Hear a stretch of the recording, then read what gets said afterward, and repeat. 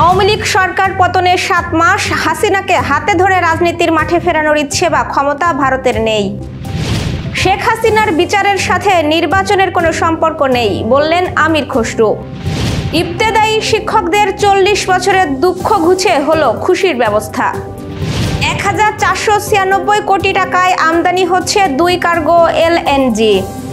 July August বিক্ষোভে বাংলাদেশে মানবাধিকার লঙ্ঘন, জাতিসংঘের প্রতিবেদন জেনেভায় উপস্থাপন। 60-400 মাকে জয়তী সোসাইটির ইফতার উপকরণ বিতরণ। ফাইনালে পৌঁছাতে নিউজিল্যান্ডের দেওয়া রান পাহাড় টপকাতে হবে প্রোটিয়াদের। দর্শক, রাতের আয়োজনে আপনাদের সাথে আছি আমি স্বপ্না দেবনাথ। শুনছিলেন প্রধান শিরোনাম। এছাড়াও প্রতিদিনের মতো থাকছে বিশেষ সংবাদ সহ আরো অন্যান্য খবর। বিস্তারিততে যাওয়ার আগে আপডেট খবর পেতে গ্রামের কাগজের ইউটিউব চ্যানেল সাবস্ক্রাইব এবং ফেসবুক পেজ ফলো করে রাখুন। ছাত্র জনতার অভ্যুত্থানে গত বছর 5 আগস্ট পতন ঘটেছে আওয়ামী লীগের 1.5 দশকের দীর্ঘ শাসন শোষণের। তীব্র জনরোষের মুখে সেদিন প্রধানমন্ত্রীর পদ ছেড়ে শেখ হাসিনা আশ্রয় নেন ভারতে। সেখানেই আছেন 7 মাস পূর্ণ হয়েছে। তিনি ভারতে রাজনৈতিক আশ্রয়ে আছেন নাকি রাষ্ট্রীয় অতিথি হয়ে আছেন তা নিয়ে নানা আলোচনা আছে।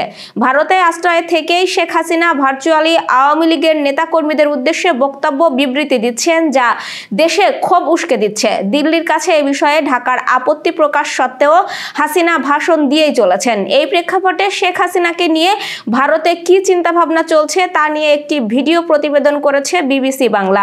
প্রতিবেদনে বলা হয়েছে, শেখ হাসিনাকে বক্তব্য বিবৃতি দিতে দেওয়া হলেও আসলে তাকে আবার রাজনৈতিক প্রেক্ষাপটে এনে বসিয়ে দেওয়ার ক্ষমতা বা ইচ্ছে ভারতের নেই। পতনের দিন ভারতে হাসিনার পালিয়ে যাওয়ার প্রসঙ্গ টেনে প্রতিবেদনে বলা হয়েছে, 6-7 মাস আগে শেখ হাসিনা যখন হিন্দন বিমান ঘাঁটিতে অবতরণ করেন তখন ভারতের ধারণা ছিল তার এই স্টপ ওভার বড়জোর 6-7 ঘন্টার জন্য। সেই ভুল ভাঙতে অবশ্য বেশি সময় লাগেনি, তাকে পাঠানো সম্ভব হয়নি তৃতীয় কোনো দেশে। আজও রাষ্ট্রীয় অতিথি হিসেবে তিনি ভারতেই অবস্থান করছেন। হাসিনার বিষয়ে ঢাকায় ভারতের সাবেক হাই কমিশনার পিনাক রঞ্জন চক্রবর্তী বলেন, আমাদের এমন কোনো পলিসি নেই কোনো রাজনৈতিক নেতার জন্য যে তাকে জোর করে ফেরত দেওয়া।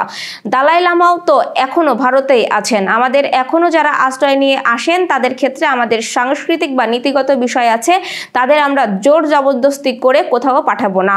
ভারতে হাসিনাকে বক্তব্য বিবৃতি দিতে দেওয়ার বিষয়ে বিবিসি বাংলার প্রতিবেদনে বলা একটা জিনিস পরিষ্কার, দলীয় নেতাকর্মীর উদ্দেশ্যে তাকে হয়তো ভাষণ দিতে দেওয়া হচ্ছে, তার মানে এই নয় যে ভারত শেখ হাসিনাকে আবার বাংলাদেশের রাজনৈতিক চালচিত্রে হাতে করে বসিয়ে দিতে চাইবে। বাস্তবতা হলো ভারতের সেই ইচ্ছেও নেই, হয়তো ক্ষমতাও নেই। বিএনপির স্থায়ী কমিটির সদস্য আমির খসরু মাহমুদ চৌধুরী বলেছেন, শেখ হাসিনার শাস্তি বিচারিক প্রক্রিয়ায় হবে, এর সঙ্গে নির্বাচনের কোনো সম্পর্ক নেই। আওয়ামী লীগের যারা অন্যায়ের সাথে জড়িত তাদেরও বিচার হবে, এর জন্য নির্বাচন দেরি হতে পারে না। বুধবার তিনি বলেন, এক দিন যাচ্ছে সংকট তত বাড়ছে, নিত্যপণ্যের মূল্যের ঊর্ধ্বগতি রোধ করা যাচ্ছে না, আইন শৃঙ্খলা পরিস্থিতির উন্নতিও বর্তমান সময়ে সম্ভব হচ্ছে না। জনসমর্থন আছে এমন সরকার ক্ষমতায় থাকলে এসব সংকট কেটে যেত। আমির খসরু মাহমুদ চৌধুরী আরো বলেন, জনগণের প্রতি অন্তর্বর্তী সরকারের তেমন দায়বদ্ধতা নেই। জনগণের সমর্থনে নবনির্বাচিত সরকার ক্ষমতায় থাকলে সংকট অনেকটাই কেটে যেত। নির্বাচিত সরকার সংসদে গিয়ে ঐক্যমত্যের ভিত্তিতে যে কোনো বিষয়ে চূড়ান্ত সিদ্ধান্ত নেবে। রাজধানীর একটি হোটেলে বিএসবিআর আয়োজিত গোলটেবিল আলোচনা শেষে সাংবাদিকদের তিনি একথা বলেন। দীর্ঘ 40 বছরের দুঃখ ঘুচল ইবতেদায়ী মাদ্রাসার শিক্ষকদের। বুধবার শিক্ষা মন্ত্রণালয়ে নিজের শেষ কর্মদিবসে উপদেষ্টা ওয়াহিদ উদ্দিন মাহমুদ নিবন্ধিত 1519টি ইবতেদায়ী মাদ্রাসার এমপিও ভুক্তির প্রস্তাবের ফাইলে স্বাক্ষর করেছেন। এতে 6000-এর বেশি শিক্ষকের ভাগ্য খুলছে। এদিন বিদায় বক্তব্যে তিনি বলেন, একই কারিকুলামে পড়াশোনা করিয়ে সরকারি প্রাথমিক শিক্ষকদের সঙ্গে ইবতেদায়ী শিক্ষকদের চরম বৈষম্য ছিল, সেই বৈষম্য নিরসনের উদ্যোগ নেওয়া হয়েছে। আরো বলেন, দেশে অনেক ইবতেদায়ী মাদ্রাসা আছে, এর মধ্যে অনেকটি অনানুষ্ঠানিক, কিন্তু অনেক প্রতিষ্ঠানের রেজিস্ট্রেশন আছে। সরকারি প্রাথমিক স্কুলের মতো তারা বাংলা, ইংরেজি, গণিত পড়াচ্ছে। অবকাঠামো শিক্ষক থাকার পরও তাদের এমপিওভুক্ত করা হয়নি। তাদের এমপিওভুক্ত করা সম্ভব, সেই কাজ আমি করে দিয়েছি। সদ্য বিদায়ী শিক্ষা উপদেষ্টার স্বাক্ষর করা ফাইল প্রধান উপদেষ্টার কাছে পাঠানো হবে। তার সম্মতি মিললে মে মাসের মধ্যে শিক্ষকরা বেতন ভাতা পেতে পারেন। সংশ্লিষ্ট ব্যক্তিরা বলছেন, স্বাধীনতার পর প্রথমবারের মতো ইবতেদায়ী মাদ্রাসাকে এমপিওভুক্ত করতে যাচ্ছে সরকার। এর আগে কয়েক দফা উদ্যোগ নিলেও শেষ পর্যন্ত বাস্তবায়ন হয়নি। দেশের জ্বালানি চাহিদা মেটাতে সুইজারল্যান্ড ও সিঙ্গাপুর থেকে 2 কার্গো এলএনজি আমদানির সিদ্ধান্ত নিয়েছে সরকার। পাবলিক প্রকিউরমেন্ট বিধিমালা 2008 অনুযায়ী স্পট মার্কেট থেকে এই 2 কার্গো এলএনজি আমদানিকৃত ব্যয় হবে 1496 কোটি 37,19,680 টাকা। বুধবার সচিবালয়ে মন্ত্রিপরিষদ বিভাগের সম্মেলন কক্ষে অর্থ উপদেষ্টা ডক্টর সালেউদ্দিন আহমেদের সভাপতিত্বে অনুষ্ঠিত সরকারি ক্রয় সংক্রান্ত উপদেষ্টা পরিষদ কমিটির বৈঠকে এই এলএনজি অনুমোদন দেওয়া হয়েছে। এবার যশোর সহ আঞ্চলিক সংবাদ। বৃদ্ধাশ্রম নয়, পরিবারই হোক বয়স্কদের জন্য নিরাপদ আনন্দ আশ্রম, এই প্রতিপাদ্যে 60 ঊর্ধ্ব নারী সেবা কর্মসূচি বাস্তবায়ন কমিটির উদ্যোগে মায়েদের মাঝে ইফতার বিতরণ করা হয়েছে। বুধবার জয়তী সোসাইটির যশোর মিলনায়তনে এই অনুষ্ঠানের সভাপতিত্ব করেন 60 ঊর্ধ্ব নারী সেবা কর্মসূচি বাস্তবায়ন কমিটির সভাপতি নুরুল ইসলাম।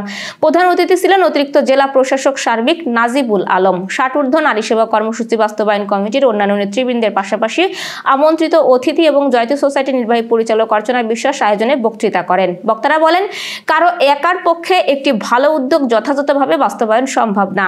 সমাজের সবার চেষ্টা থাকলে ভাগ্য বিড়ম্বিত প্রতিটি বাবা মা জীবনের শেষ দিন পর্যন্ত ভালো থাকতে পারবেন। আন্তর্জাতিক সংবাদ। বাংলাদেশে 2024 সালের জুলাই-আগস্ট বিক্ষোভের সঙ্গে সম্পর্কিত মানবাধিকার লঙ্ঘন ও নির্যাতনের উপর জাতিসংঘের মানবাধিকার তথ্য অনুসন্ধান প্রতিবেদনটি জেনেভায় উপস্থাপন করা হয়েছে। বাংলাদেশ সময় বুধবার সন্ধ্যা 6টার পর জাতিসংঘের মানবাধিকার বিষয়ক হাই কমিশনার ভলকার তুর্ক এই প্রতিবেদন উপস্থাপন করেন। অনুষ্ঠানটি জেনেভা থেকে সংস্থাটির ইউটিউব চ্যানেলে সরাসরি সম্প্রচার করা হয়।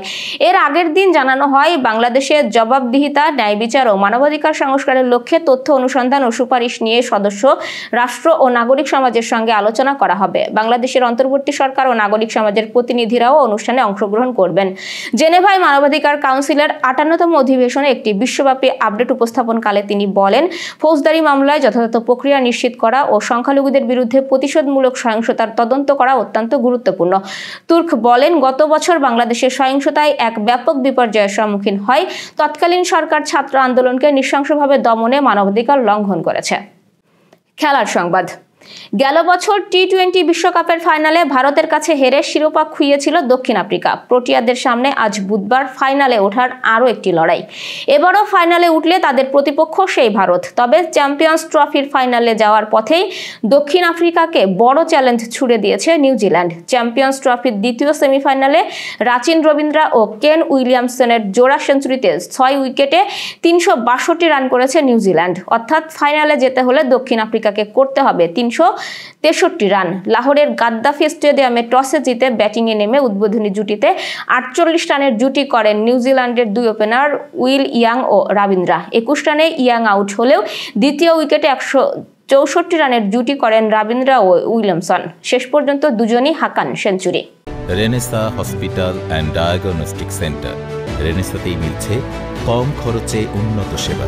তাই নিশ্চিন্তে আমাদের সেবা নিন, সুস্থ থাকুন। Renaissance hospital and diagnostic centre, সদর হাসপাতাল মোড়, দরাটানা, যশোর। দর্শক, শেষ করব একটি বিশেষ সংবাদ দিয়ে। যুক্তরাষ্ট্রে ঊর্ধ্বমুখী ডিমের বাজার। বর্তমানে প্রতি ডজন ডিম কিনতে গুনতে হচ্ছে $4.95, যা 2024 সালের ডিসেম্বরের তুলনায় প্রায় 15% বেশি। এই পরিস্থিতিতে মুরগি ভাড়া নিচ্ছেন কিছু আমেরিকান। ডিম পাড়া মুরগি নির্দিষ্ট সময়ের জন্য ভাড়া নিচ্ছেন তারা।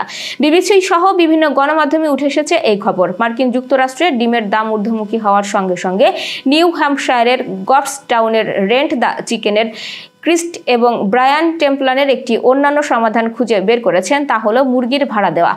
রেন্ট দ্য চিকেন নামের ওই প্রতিষ্ঠান 6 মাসের জন্য মুরগি ভাড়া দিচ্ছে। প্রায় $600 বিনিময়ে 2টি মুরগি ভাড়া নিয়ে প্রতি সপ্তাহে 1 ডজন ডিম পাওয়ার আশা করতে পারেন গ্রাহকরা। 2 বা 4টি মুরগি, প্রয়োজনীয় সকল খাবার, মুরগি পালনের জন্য বই, টিউটোরিয়াল এবং ফোন সহায়তা সহ সবকিছুই সরবরাহ করছে রেন্ট দ্য চিকেন। এই ছিল আজকের আয়োজন। সাথে থাকার জন্য ধন্যবাদ।